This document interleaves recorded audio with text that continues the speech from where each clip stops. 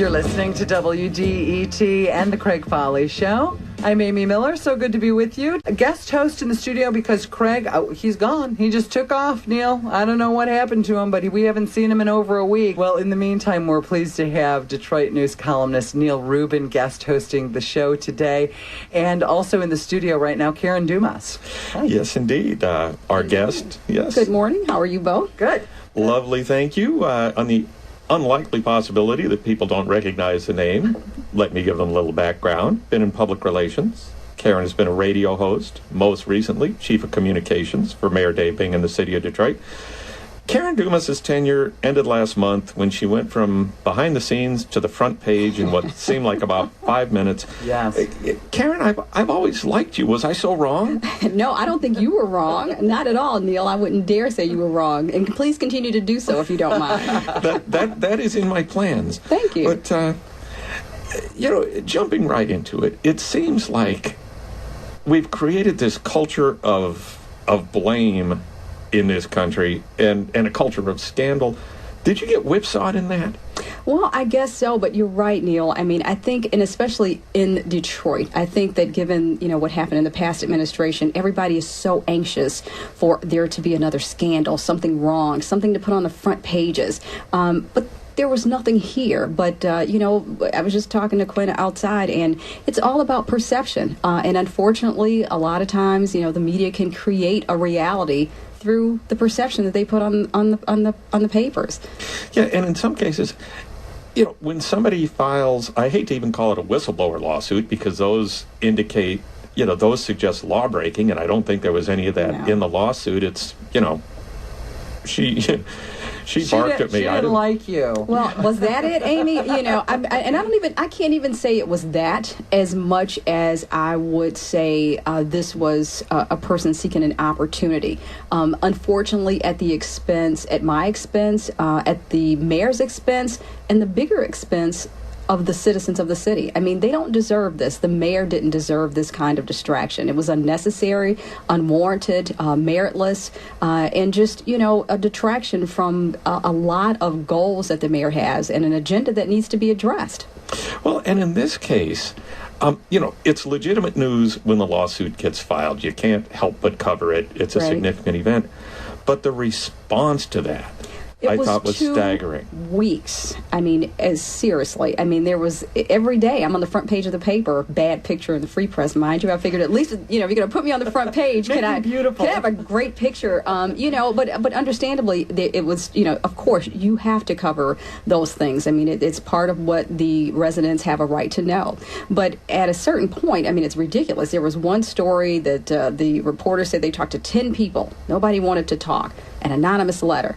I said, how do we know you aren't making this up? I mean, at some point you have to be able to justify what you're saying and what you're swaying, the opinion, the perceptions, the support. But people have to understand that, everything is subjective. Objectivity does not exist. And people have to understand that. And that applies to the media as well. Well, in your case, we've certainly seen this sort of thing happen before. But it's sort of like a car wreck. It's not going to happen to you until, whoops, it happened to you.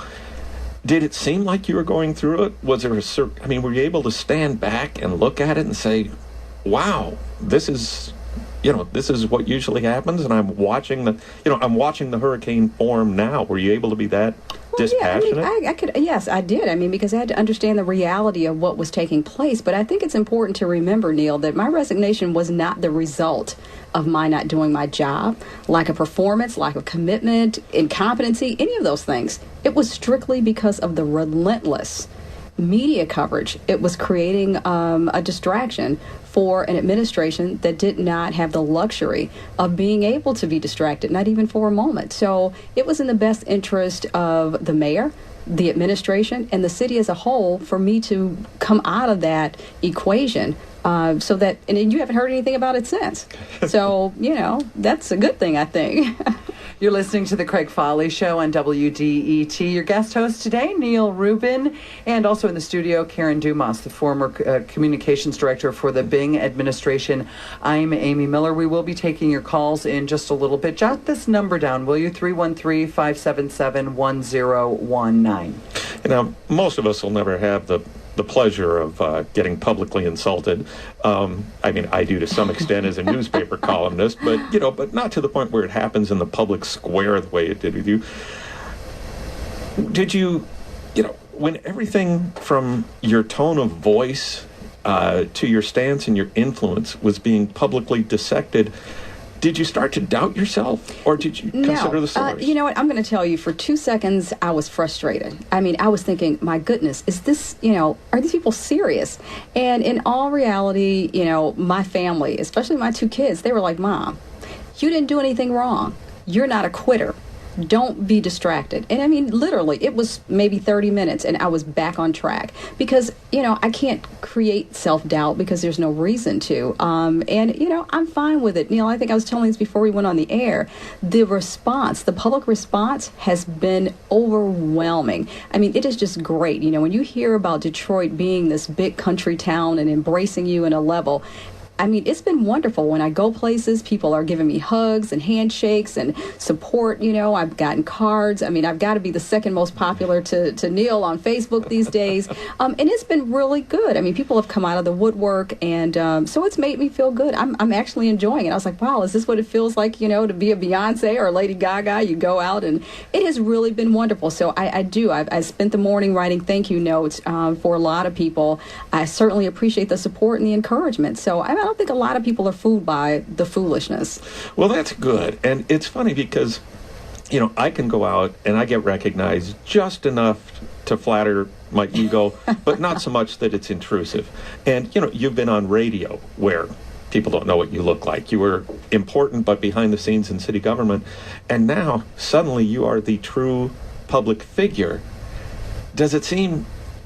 when somebody comes up and calls you by name, do you find yourself flipping through the file cards in your brain to see if you know them? Well, I've done that anyway. You got to remember, I've done television before, and True. I've been in this town a long time. So, and the weird thing is that people still recognize my voice. I mean, so if I'm someplace and I'm talking, and they turn around and they say, "You're Karen Dumas," so that's okay. I mean, I can accept that. I mean, that's not a big deal. And I'm old enough to admit, hey, I'm over 21. I can't recall your name. You might want to share it. So, but it's okay. No, it has not bothered me at all. Like I said, it's really made me feel good and let me know if, in fact, there was any self-doubt, that there's no reason to. So Karen, when you look back on and talk about, self-reflection and when you look back over the course of the last year or so, what in your mind do you think you could have done differently that might have maybe not prevented the outcome but changed things? Is there anything that you think, I wish that I had done this or had this kind of help or... Well, no, and let me say 2 things. In terms of my management style, I would say no, because I'm not a micromanager. I'm a very hands-off person, but very supportive. I believe that it's important to surround yourself with people that you trust and give the autonomy to do their job. The mayor held me accountable, and I held my staff accountable, so I would not go back and change that because the city deserves people that are going to give it 200%. I mean, we're in this position now because, mediocrity has been just allowed to become the status quo, and it's okay. So no, in that sense, I would not do anything differently. Relative to help, always, because people don't realize how antiquated, our systems are in the city of Detroit, which inhibits us from being able to deliver a message in a modern manner. I mean, it's like painting a house with handcuffs on. And so people say, well, why don't you do this? And why can't you do that? It's very easy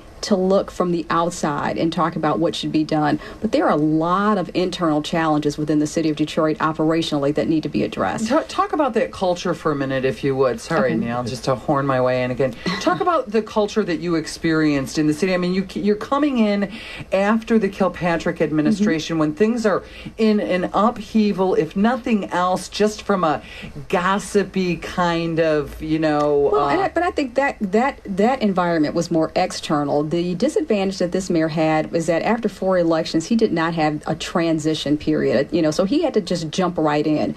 And so I think that could have, he had to kind of go with the flow a little bit. I think the whole gossipy thing is an external thing, and I don't think you get away from that. And I think for the most part, you do have people that want to make a difference. But for every 5 5 people that you have that, are working towards change, you've got 55 that are a part of a structure that, fight change with every step of the way. They think that resolving the problem somehow gets rid of them. And so they fight change. And so, you've got this ebb and flow going, and it can be a challenge. Did you ever feel like, okay, Mayor Bing, we're just going to get rid of everybody and start over here? No, the mayor has some great people there. No, not at all. But I thought it was interesting because people, were trying to say I had all this power. And I said, well, if I had all this power, we wouldn't have these issues. So you wouldn't have a job. Well, but there were some issues that we would not have had. So no, right. But the mayor, welcomed input, support, ideas from all of his team members.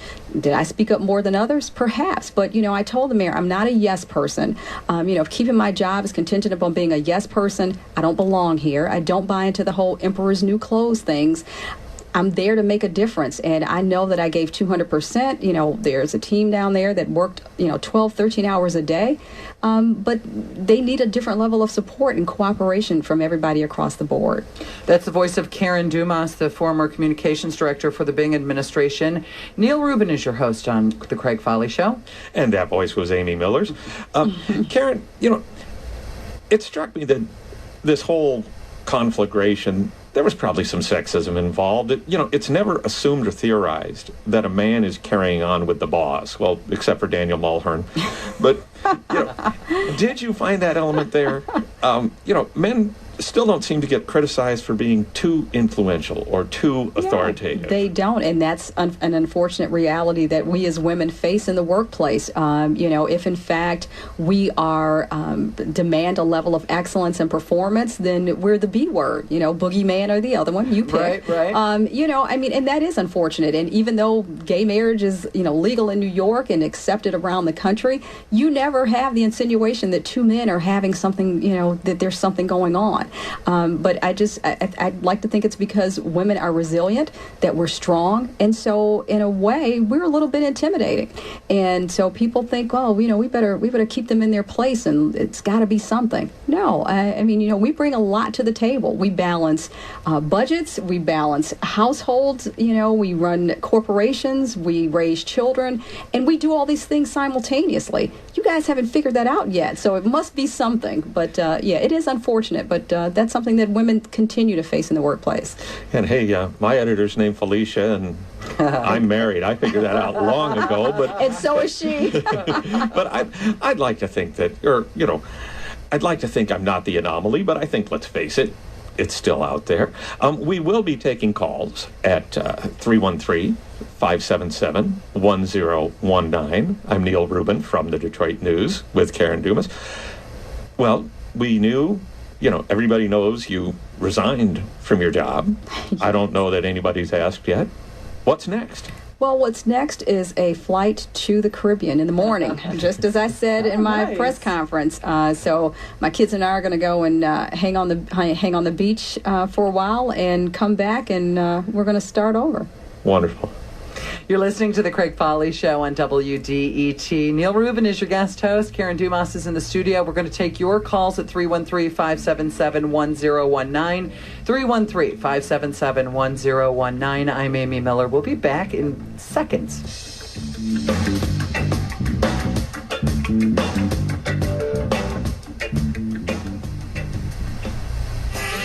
WDET is supported by Midtown Detroit, Inc. Midtown Detroit is the destination for food lovers. Midtown is recognized for its diverse, locally owned establishments, offering a wide range of dining and culinary experiences. Elegance is everything at the Whitney. Details are observed at Atlas Global Bistro. Street fare is 3rd Street Detroit style, and Woodbridge Pub serves up trivia and spirits. Midtown Restaurant and Dining info at shop-midtown.com.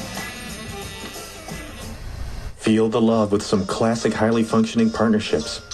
Oscar and Felix, Nick and Eddie in 48 hours, public radio and summer pledge drives.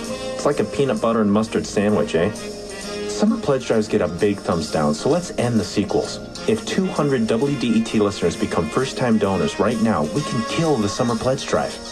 This means more of the things you love, like Craig Fahle and Andalisi. Make your first-time gift to WDET.org right now and give a thumbs down to the summer pledge drive.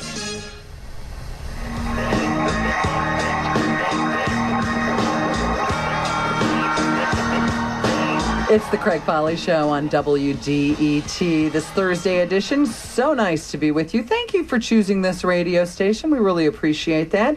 Neal Rubin is your guest host while Craig is away today. In the studio, Karen Dumas, the former communications director for the Bing administration. I'm Amy Miller. We are taking your calls. If you've had a burning question for Karen during all of the last few weeks, now's your opportunity, 313-577-1019. Yes, and I'll be sorely disappointed in the public radio audience if nobody's curious about anything. But we know that you're headed off on a much-needed vacation, and for anybody with untoward ideas, know the house will not be empty.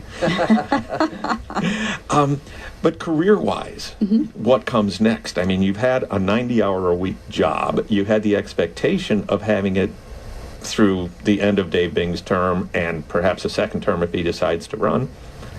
What next? Well, I've always had my PR business, that has kept me going since 1988, in and out. But I think I'm going to take this as an opportunity to really do what I want to do, what my love is. And, I miss being on the air. So I'm going to pursue that as an opportunity. I'm going to continue to be here.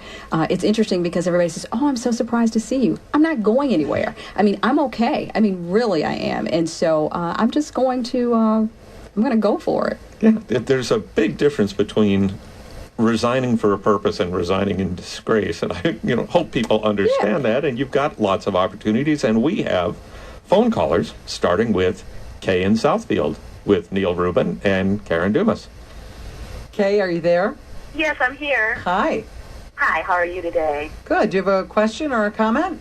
Yes, I had a question for Ms. Dumas. Mm-hmm. I just wanted to ask her, what does she see as the biggest challenge facing the city of Detroit right now in terms of making that significant move forward based on all that she's come to do and learn about the challenges facing the city? Thanks for the call. Thanks, Kay. I think the biggest challenge is a collective and collaborative effort. I think that, it's everything is fragmented, and not within city operations, but, within the city. Everybody thinks that their organization, their service, their interest is the savior. And so people don't want to work together. And, we've got 15 different brands. Detroit can't promote who it is because we don't know who we are.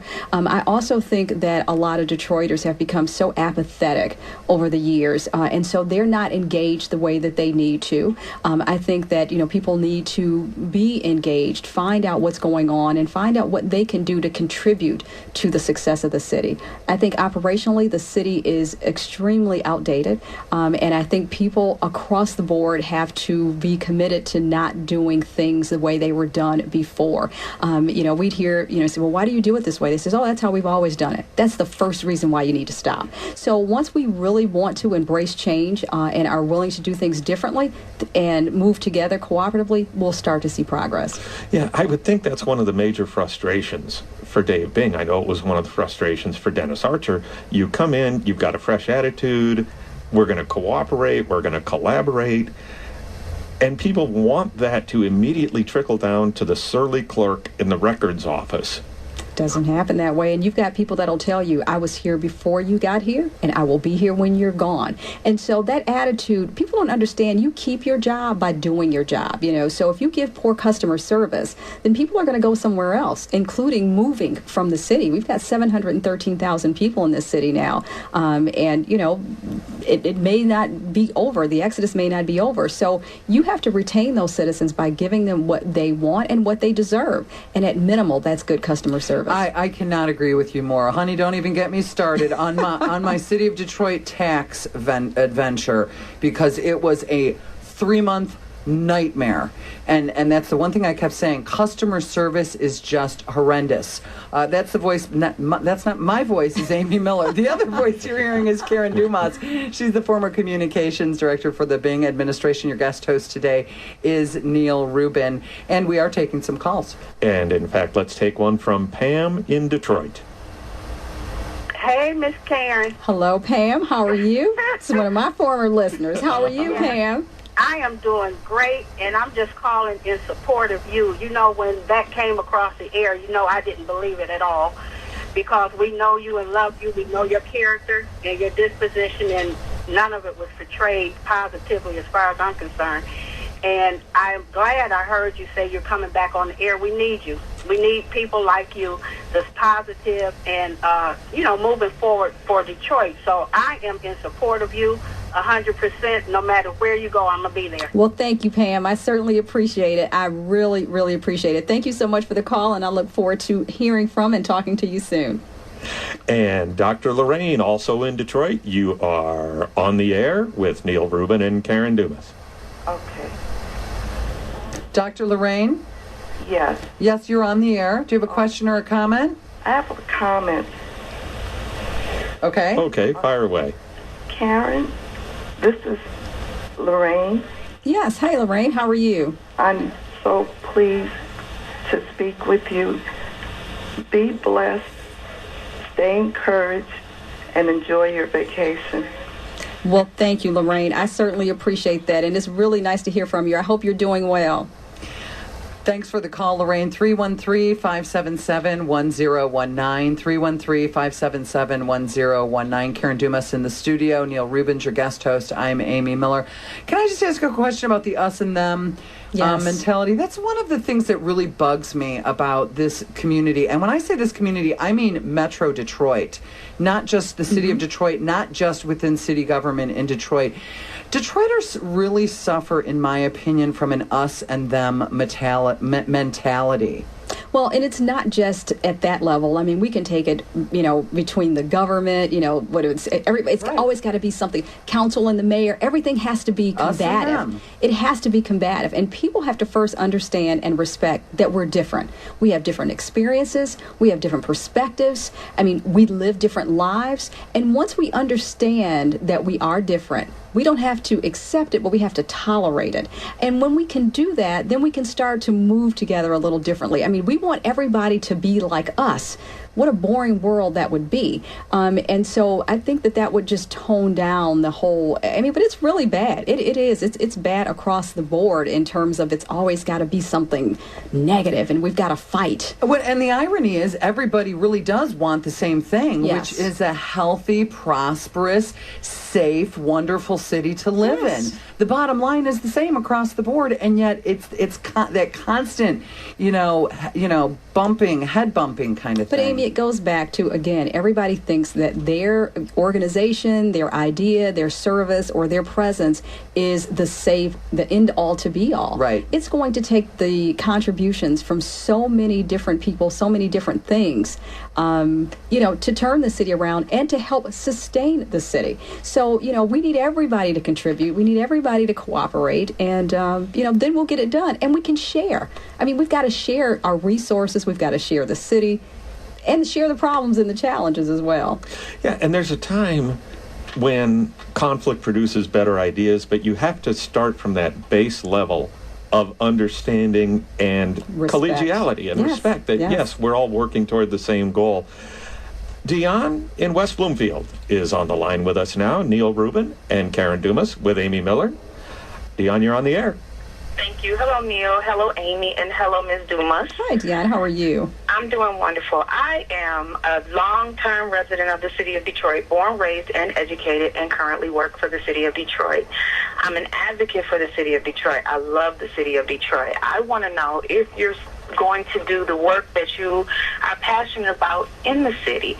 Are you going to remain with the city as far as the work that you do? I know you said you wanted to be on TV and you wanted to do what you do in communications. Are you going to stay in the city? Are you still advocating for the city like you used to? Yes, ma'am. I have not abandoned the city. I have not abandoned the mayor or the administration. I mean, I am a lifelong resident of the city. I grew up on the east side. I've raised my kids here. Before, when I was with the Kilpatrick administration, we looked at a house in West Bloomfield. And I said, I can't be a hypocrite. I'm not going to tell people that they need to live in the city, stay in the city, and I'm in the suburbs. So we are still right here in the city. I have no plans of going anywhere. I am committed to making a difference. I love this city. I mean, I've traveled all over the world. There is indeed no place like Detroit. So no, I'm not going anywhere. And it's important to point out that while Karen did resign, took the highest possible road out of the city-county building. Kendra from Redford, you are on the air. Hey, Kendra. Hi, Karen. How are you? I'm fine, Kendra. How are you? I'm good. I'm a big fan of yours. I just have one question. I wanted to know if you ever thought about running for the mayor. Oh, no. Oh, no. And I keep saying that. Somebody started a Facebook page, and I thought it was like a cruel joke. No. Politics, no. Political office and elected office is not on my agenda. But I am flattered by the thought and by the support and the recommendation. But no. I just don't think that the system is, the processes aren't there. I'd go crazy. You know, I'm kind of impatient. So I'd probably really be in trouble then. No. I'm going to stay away from that one, Kendra. But thank you. Well, and you have kids, one of whom is right with behind us me in all the the studio time. here. Yes. Would you encourage them at this point to go in public service, given what just imploded on your watch? Well, but see, you got to remember, public service and elected office are two different things. Oh, I mean, so, you know, they have a sense of community consciousness, commitment to others, helping others, because they don't do what you tell them to do, they do what they see. And I've tried to lead by example. I've taught them to see a need and respond. But I would certainly encourage them to do whatever it is that they want to do in their heart. My daughter just finished her freshman year at Syracuse. I'm so proud of her. My son is entering his senior year at U of D Jesuit. I am so fortunate and blessed to have two great kids. So whatever they want to do is fine with me. Well, and I'm happy to report that I thought your daughter was still in high school because she looks that young, which means that she's going to have trouble getting into bars for a long time after she turns 21. Good. That's great. I knew you'd be pleased. And I'm happy to report literally every person I know that's graduated from U of D Jesuit is incredibly smart. Oh, yeah. Father Kaiser does a great job. I tried to bribe him. Yes, I tried to bribe a priest into letting one girl in because we couldn't find a school. But, yeah, they're a great team over there. Should we go back to the phone lines? Let's go to Barbara from Waterford. Hi, Barbara.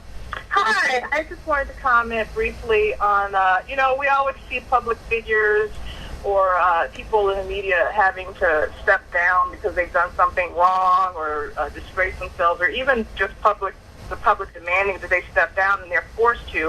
And I thought it was disappointing and discouraging when Karen resigned, because I wasn't following the story very closely, but the little parts that I read in the news, I was in support of her, and I thought, okay, for once, I was hoping she would dig her heels in and stand up for what was right and just stick to her story, because it was clear she hadn't done anything wrong. And when she stepped down, I was disappointed, and I was not happy with that, because for once I'd like to see somebody stand up and say, no, I haven't done anything wrong, which it was clear she had. And so that was disappointing to me. So I hope you stay in public service in some capacity.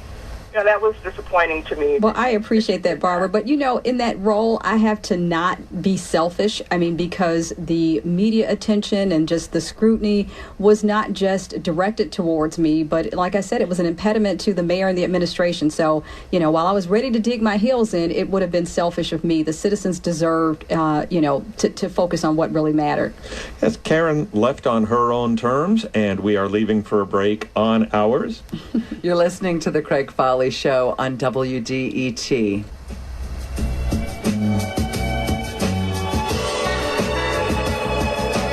It's the Craig Fahle Show on WDET. I'm Amy Miller. Neal Rubin is your guest host today. Karen Dumas has been in the studio answering some calls.